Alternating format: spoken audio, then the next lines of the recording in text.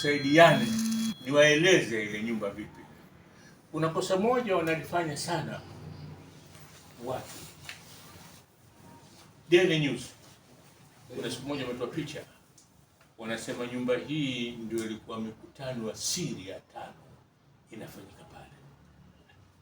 Hapana, ile nyumba Mwalimu kajenga mwaka wa 58.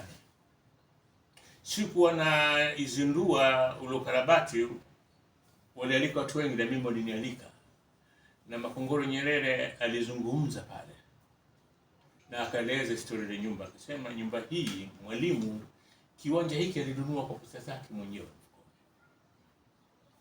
lakini ujenzi wa nyumba ile alisaidiwa na rafiki zake. Akasema Rupia, Dosa Zizi na kina Saisi walimsaidia kujenga nyumba ile. Na Mwalimu na ile nyumba yenye imejengwa mwaka 58. Sasa 58 5 na miaka 4. Lakini ukweli ni kwa mikutano yote ya siri ilikuwa ikifanyika nyumbani kwa Abu Saisi. Yote. Si kama ilikuwa ifanyika pale. Pale kuna chochote kufanyika pale. Hakuna chochote.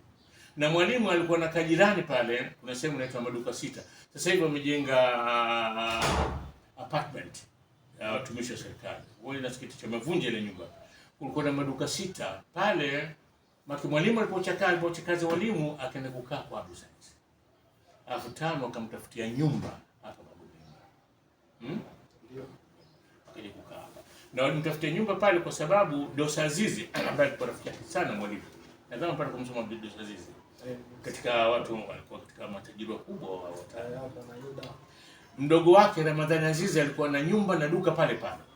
Akaona Mwalimu akija kukaa pale atakuwa hakuna mtu wa kumtupia jicho, asikae peke yake.